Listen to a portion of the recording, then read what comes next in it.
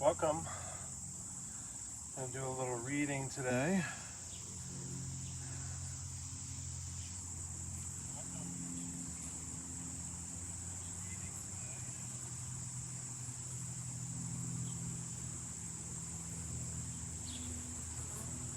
Just sharing the live stream at the moment.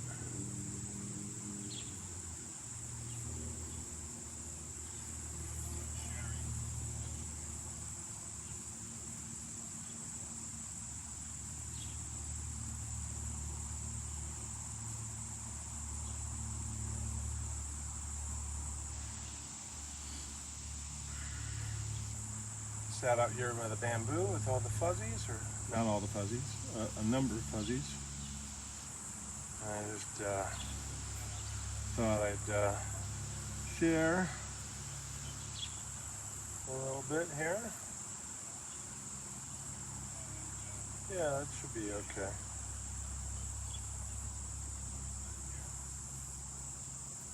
Yeah, that seems pretty good. That's shared with a couple groups. We'll see if anybody wants to listen in and join.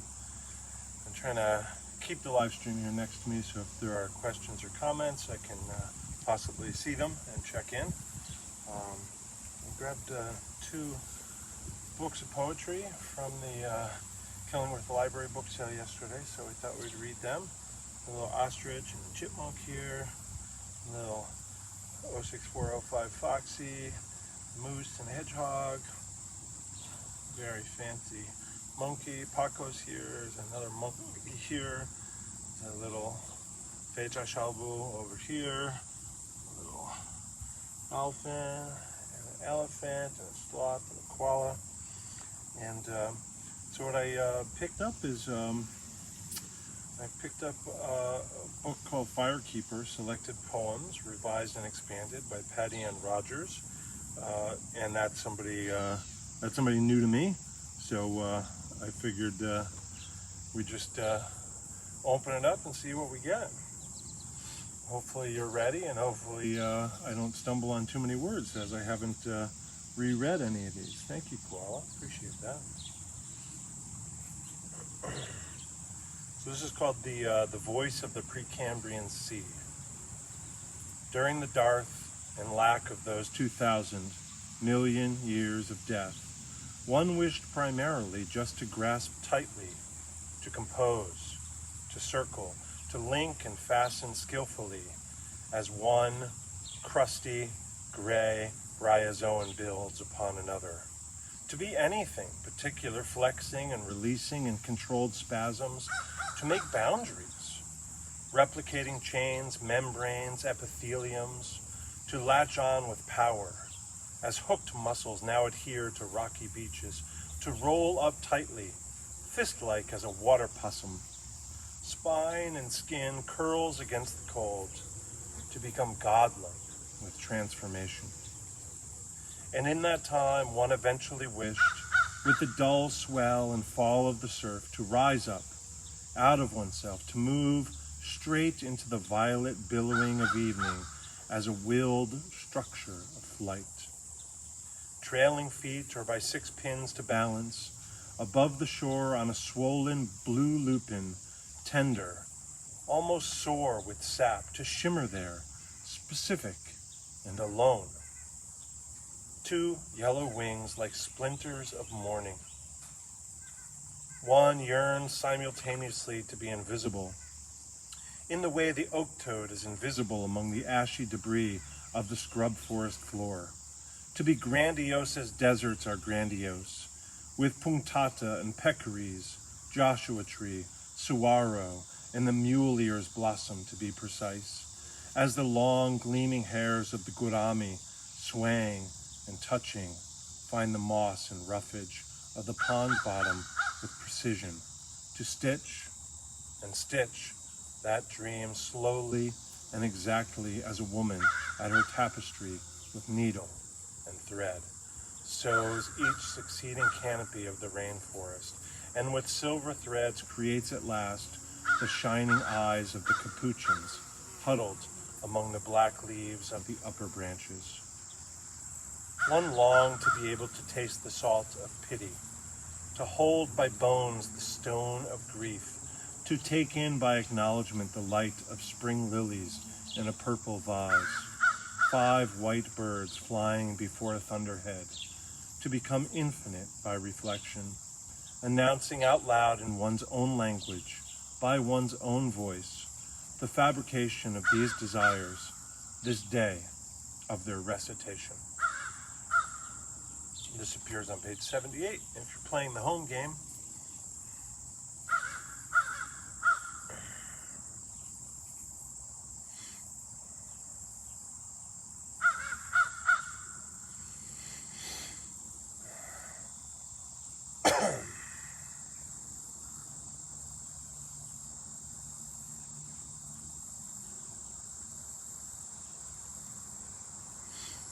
Okay, I don't see any comments, so I think I'll just pick another of Patty Ann Rogers.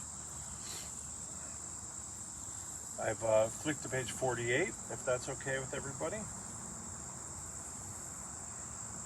This is entitled The Creation of the Inaudible. Maybe no one can distinguish which voice is God's voice sounding in a summer dusk, because he... I'll just start it over.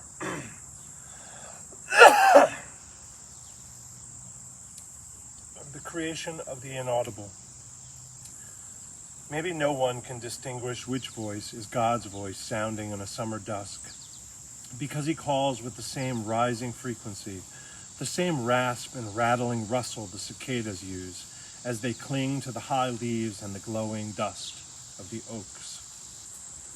His exclamations might blend so precisely with the final crises of the swallow, settling before dark, that no one will ever be able to say with certainty, that last long cry winging over the rooftop came from God. Breathy and low, the vibrations of his nightly incantations could easily be masked by the scarcely audible hush of the lake line dealing with the rocky shore. And when 1,000 dry sheaths of rushes and thistles stiffen and shiver in an autumn wind, anyone can imagine how quickly and irretrievably his whisper might be lost. Someone far away must be saying right now, the only unique sound of his being is the spoken postulation of his unheard presence. For even if he found the perfect chant this morning, and even if he played the perfect strings to accompany it, still, no one could be expected to know, because the blind click beetle flipping in midair, and the slider turtle easing through the black iris bog, and 2 savanna pines shedding dawn in staccato pieces of falling sun, are already engaged in performing the very same arrangement themselves.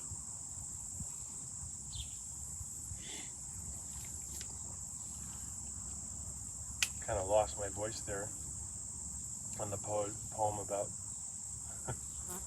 the incantation of the inaudible. I think that was page 48. I think I said it when we started.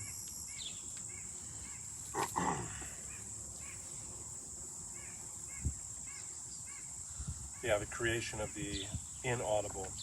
Maybe we'll do one more from Patty Ann Rogers.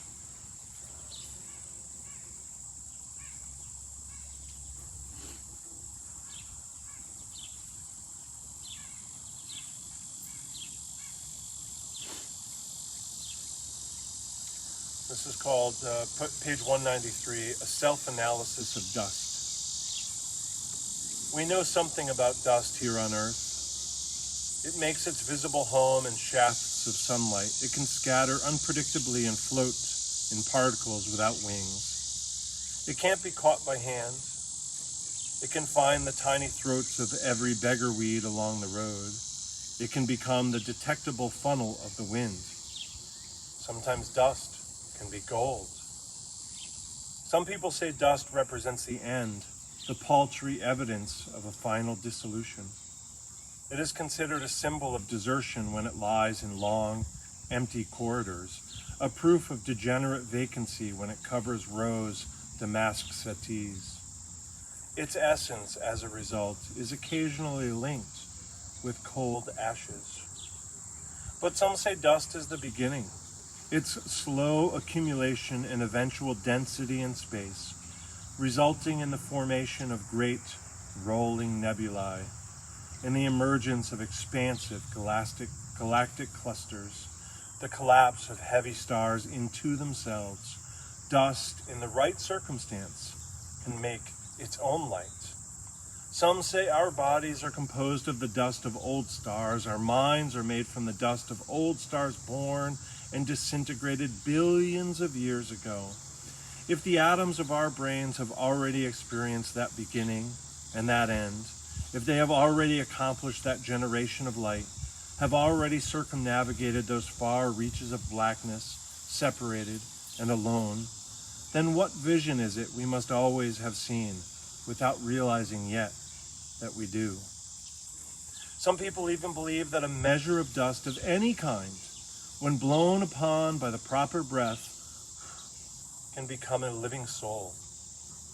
I wonder what soul might be created if the light from a billion bright stars were to be carefully gathered and measured and blown upon here by living dust. A few people are certain by the light of their own minds and souls that dust knows no time, being the one pure synthesis of the beginning and the end. That's page 193, a self-analysis of dust, Patty Ann Rogers.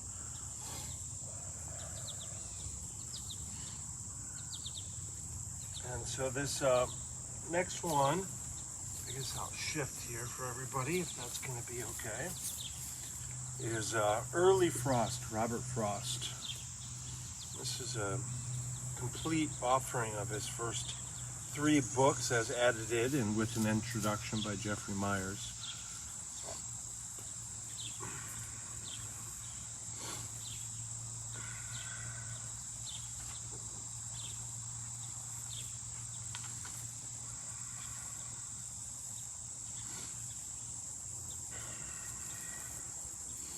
So I've opened to page 19, In a Veil. When I was young, we dwelt in a vale by a misty fen that rang all night. And thus it was the maidens pale I knew so well, whose garments trail across the reeds to a window light. The fen had every kind of bloom, and for every kind there was a face and a voice that has sounded in my room. Across the sill from the outer gloom, each came singly unto her place. But all came every night with the mist, and often they brought so much to say of things of moment to which they wist. One so lonely was fain to list that the stars were almost faded away. Before the last went heavy with dew, back to the place from which she came, where the bird was before it flew, where the flower was before it grew, where bird and flower were one and the same. And thus it is I know so well why the flower has odor, the bird has song. You have only to ask me, and I can tell. No, not vainly there did I dwell, not vainly listen all the night long. And that's page 19.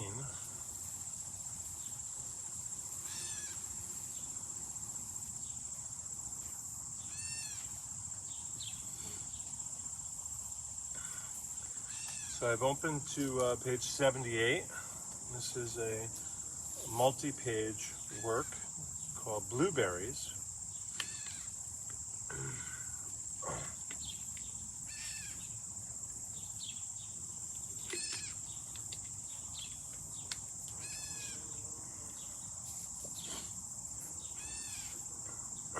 Everybody okay? Paco, can you hear me all right? There you go. There you go. Okay, Pedro Shabo, good job. All right, everybody okay? Blueberries by Robert Frost. You ought to have seen what I saw on my way to the village through Mortenson's pasture today. Blueberries as big as the end of your thumb, real sky blue and heavy and ready to drum in the cavernous pail of the first one to come. and all ripe together, not some of them green and some of them ripe, you ought to have seen. I don't know what part of the pasture you mean. You know where they cut off the woods? Let me see, it was 2 years ago, or no, can it be no longer than that? In the following fall, the fire ran and burned it all up at the wall. Why, there hasn't been time for the bushes to grow. That's always the way with the blueberries, though. There may not have been the ghost of a sign of them anywhere under the shade of the pine, but get the pine out of the way. You may burn the pasture all over until not a fern or grass blade is left, not to mention a stick, and presto, they're up all around you as thick and hard to explain as a conjurer's trick. It must be on charcoal they flatten their fruit. I taste in them sometimes the flavor of soot. And after all, really, they're ebony skinned. The blue's but a mist from the breath of the wind, a tarnish that goes at a touch of the hand, and less than the tan with which pickers are tanned. Does Mortensen know what he has, do you think? He may and not care, so leave you the chew ink to gather them for, and you know what he is. He won't make the fact that they're rightfully his an excuse for keeping us other folk out. I wonder you didn't see Lauren about. The best of it was that I did, do you know? I was just getting through what the field had to show and over the wall and into the road when who should come by with the Democrat load of all the young chattering Laurens alive, but Lauren, the fatherly, out for a drive. He saw you then? What did he do? Did he frown? He just kept nodding his head up and down. You know how politely he always goes by. But he thought a big thought, I could tell by his eye, which being expressed might be this in effect. I have left those there berries, I shrewdly suspect, to ripen too long. I am greatly to blame. He's a thriftier person than some I could name. He seems to be thrifty, and hasn't he need, with the mouths of all those young Laurens to feed?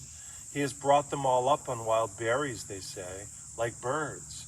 They store a great many away. They eat them the year round, and those that they don't eat, they sell in the store and buy shoes for their feet.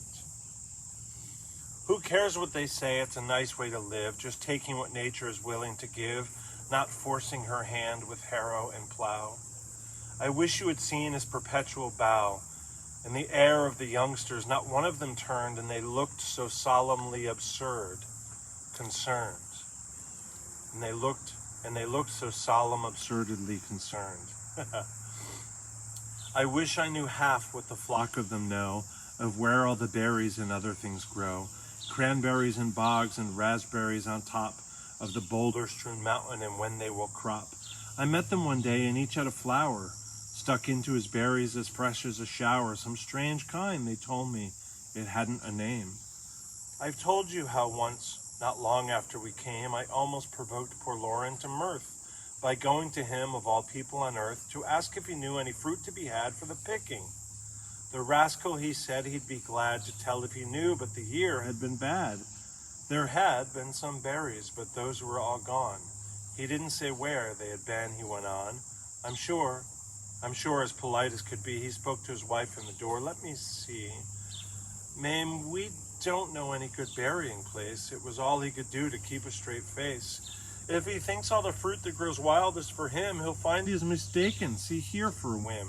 We'll pick in the Mortensens' pasture this year. We'll go in the morning, that is, if it's clear, and the sun shines out warm. The vines must be wet. It's so long since I picked, I almost forget how we used to pick berries. We took one look around and sank out of sight like trolls underground, and saw nothing more of each other or heard, unless when you said I was keeping a bird away from its nest, and I said it was you. Well, one of us is, for complaining it flew around and around us, and then for a while we picked till I feared you had wandered a mile. And I thought I had lost you. I lifted a shout too loud for the distance you were. It turned out, for when you made answer, your voice was as low as talking. You stood up beside me, you know. We shan't have the place to ourselves to enjoy, not likely when all the young Laurens deploy. They'll be there tomorrow or even tonight. They won't be too friendly. They may be polite to people they look on as having no right to pick where they're picking, but we won't complain. You ought to have seen how it looked in the rain, the fruit mixed with water in layers of leaves, like two kinds of jewels. a vision for thieves.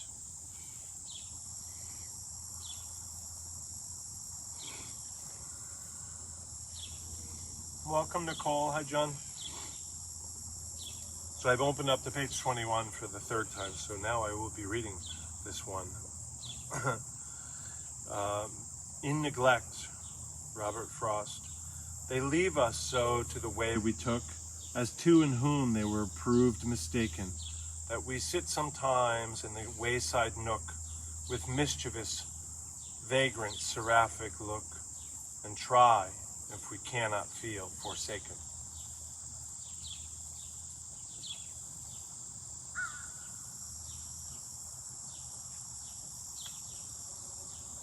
I was just reading about that.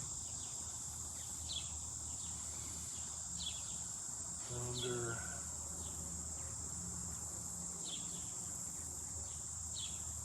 wonder if that is.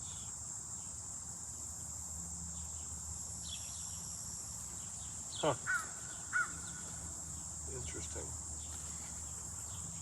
Well, I think I've opened to page 151. It's called Pea Brush, and I'm wondering if it was the same plant I was just reading about. I think last night. Yeah, interesting. So, everybody good? We're all good? Chipmunk, you want to come a little closer? Okay. Pea Brush, Robert Frost. I walked down a lone Sunday after church to the place where John has been cutting trees, to see for myself about the birch he said I could have to bush my peas. The sun in the new cut narrow gap was hot enough for the 1st of May, and stifling hot with the odor of sap from stumps still bleeding their life away. The frogs that were peeping 1,000 shrill, wherever the ground was low and wet, the minute they heard my step went still to watch me and see what I came to get.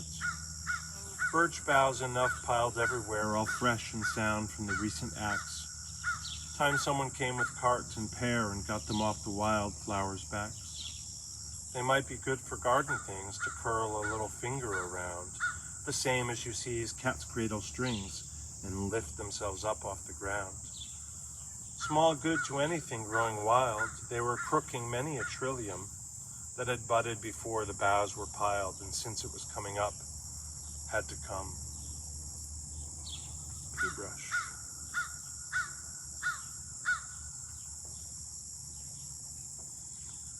I'm not sure how long we'll go. Maybe we'll do one more.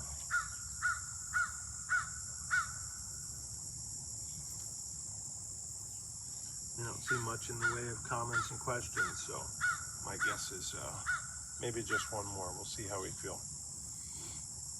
I've opened on page 154 in the book called Early Frost. This is called The Cow in Apple Time. Something inspires the only crow. I said crow, and I already knew it was about a cow. Okay, we'll start over. Sorry, everybody. I apologize. I know. The Cow in Apple Time. Something inspires the only cow of late to make no more of a wall than an open gate, and think no more of wall builders than fools. Her face is flecked with pomace, and she drools a cider syrup. Having tasted fruit, she scorns a pasture withering to the root. She runs from tree to tree where lie and sweeten the windfalls spiked with stubble and worm-eaten. She leaves them bitten when she has to fly. She bellows on a knoll against the sky. Her udder shrivels and the milk goes dry.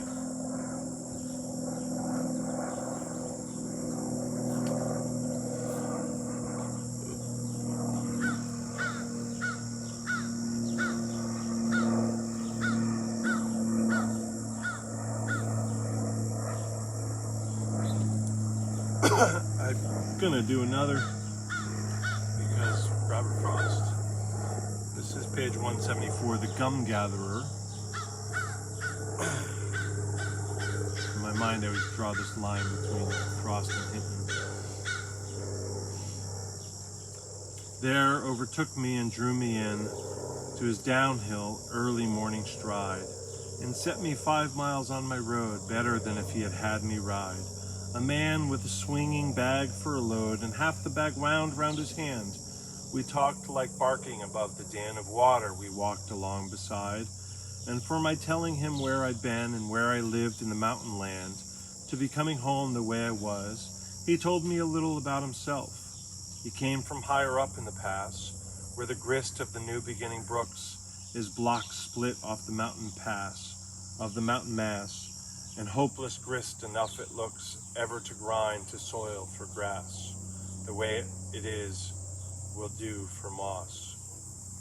There he had built his stolen shack. It had to be a stolen shack because of the fears of fire and loss that trouble the sleep of lumber folk. Visions of half the world turned black and the sun shrunken yellow in smoke. We know who, when they come to town, bring berries under the wagon seat or a basket of eggs between their feet. What this man brought in a cotton sack was gum, the gum of the mountain spruce. He showed me lumps of the scented stuff, like uncut jewels, dull and rough. It comes to market golden brown, but turns to pink between the teeth. I told him this is a pleasant life, to set your breast to the bark of trees, that all your days are dim beneath, and reaching up with a little knife, to loose the resin and take it down, and bring it to market when you please.